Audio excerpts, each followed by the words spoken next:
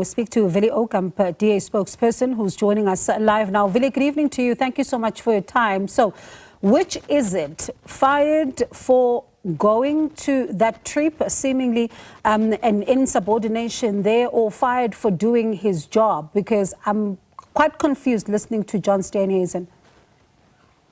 No, you should not be confused. Good evening, firstly.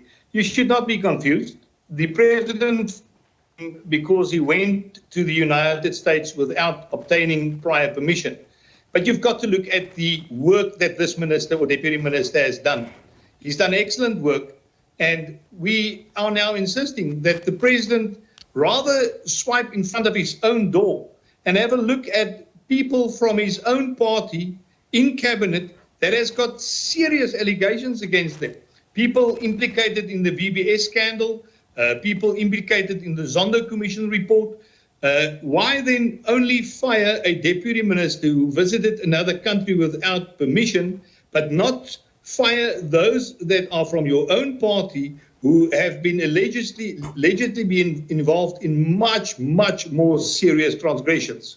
I'm going to get to the other ministers in just a moment. The reason I was saying that it's a bit confusing is that you're listening to John. He says that you're firing a deputy minister for doing his job, and the statement from the Democratic Alliance says that he was fired for going overseas without approval. So one is wondering here, which is the one reason that the DA thinks is the real reason here? Is it because he was doing his job, as John is suggesting again, or is it because he undertook the trip? I just need some clarity there. Okay, firstly, the official reason given by the president and the presidency is that he fired him because he did not obtain permission to go overseas. So that is the official reason. But now you've got to ask yourself, is that sufficient given the context of the GNU, given where we are in this country?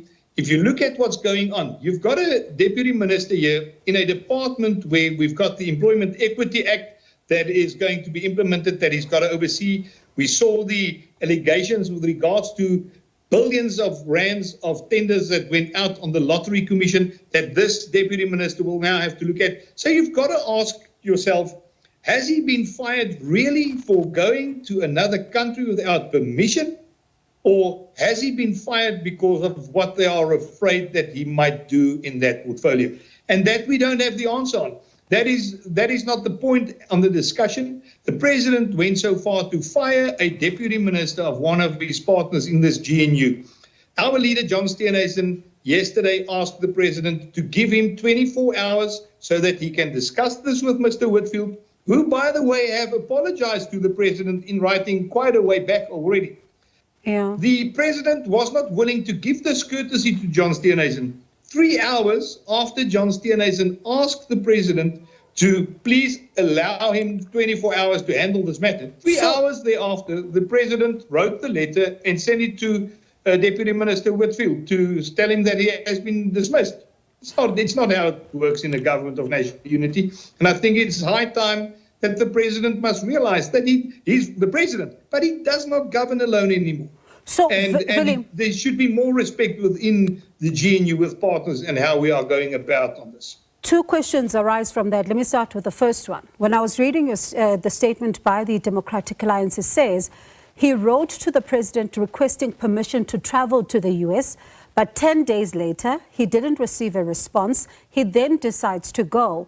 Did he call the president to get an update on his request to see if it is indeed approved, so that he knows if he should undertake the trip or not?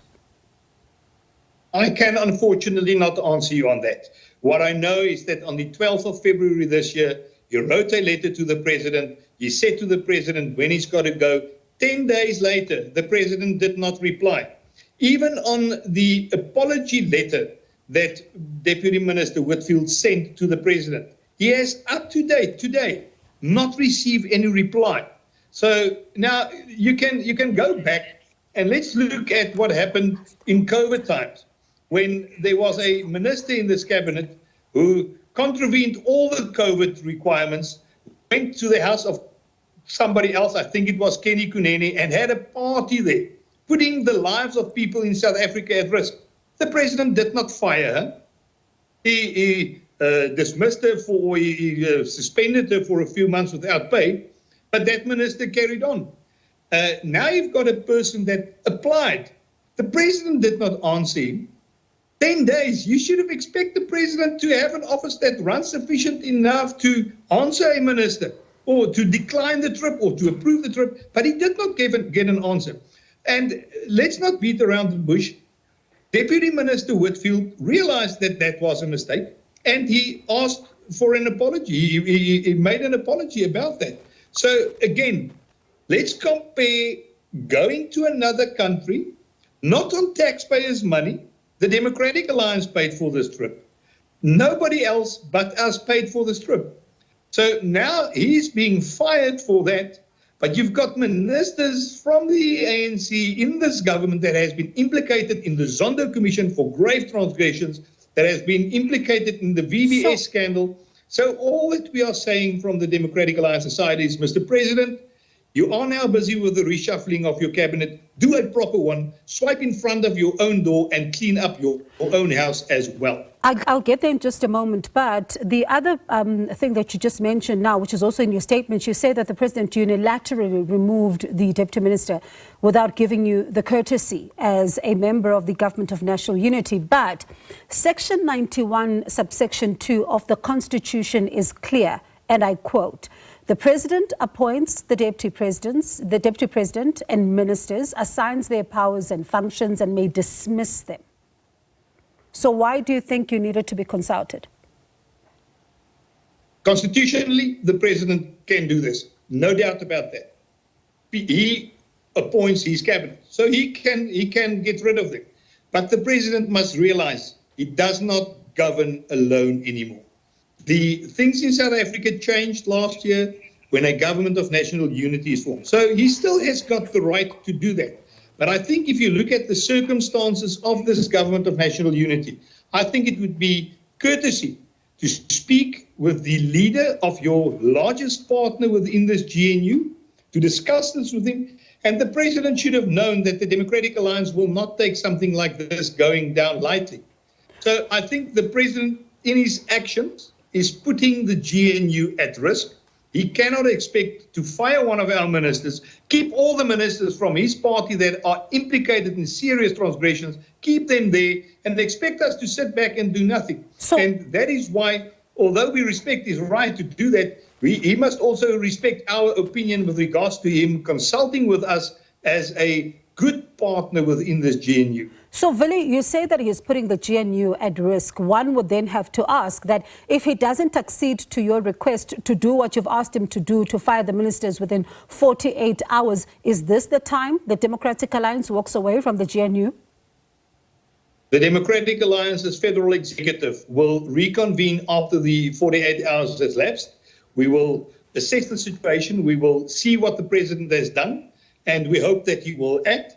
And we will then, looking at the situation, take a decision from the federal executive, and that will be conveyed in due course. I cannot jump the gun on what the FedEx will decide. We've got to look at what the president is going to do now. I think the ball is now firmly in the court of the president.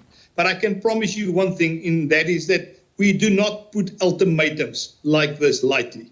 So I really hope that the president take this in the seriousness as it was delivered by the leader of the Democratic Alliance this afternoon. John Steenhuisen did not mince his words.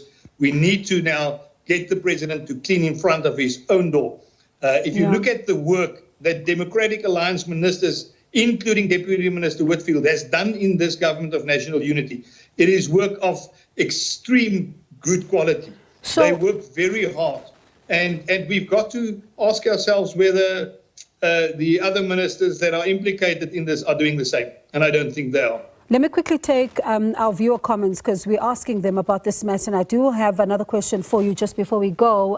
We're asking them, our viewers, what do they make of the decision by the president to fire the deputy minister? Sawate is saying, good evening, Tabela.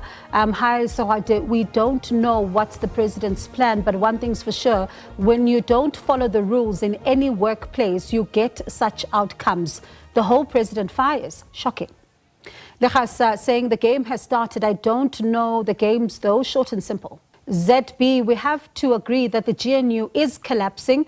Mr. Ramaphosa is teaching them, the DA, a lesson. Second Minister will be axed next week. EFF is waiting to replace the DA. This is politics. We fight today, tomorrow we're laughing together. And Ms. Zama saying, I suspect that the president and his crew are tired of this government of national unity and are trying to force the DA's hand to end this tumultuous marriage. And Willie, there has been some analysts who say that you may have overplayed your hand and this may be the moment that you might need to walk away, because if you don't, you might be in a weakened position because there was the Bella, there was the Land Expropriation Act, now you're here.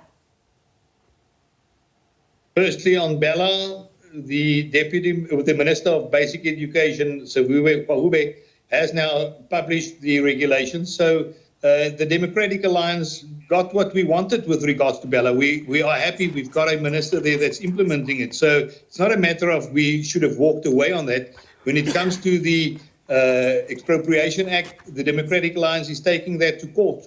So we are using all the avenues that are available to us to handle this. So it's not a matter of shouting and saying that you'll leave or you won't leave. We've given the president an ultimatum.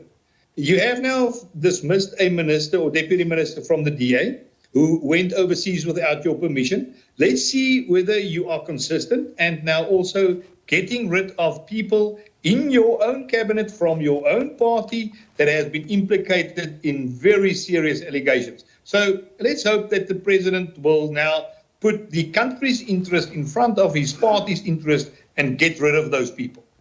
Willie, let's speak again when 48 hours expires and see what the way forward is. Thank you so much for chatting to us. Appreciate your time. That is Willie Aucamp there. He's the spokesperson for the Democratic Alliance.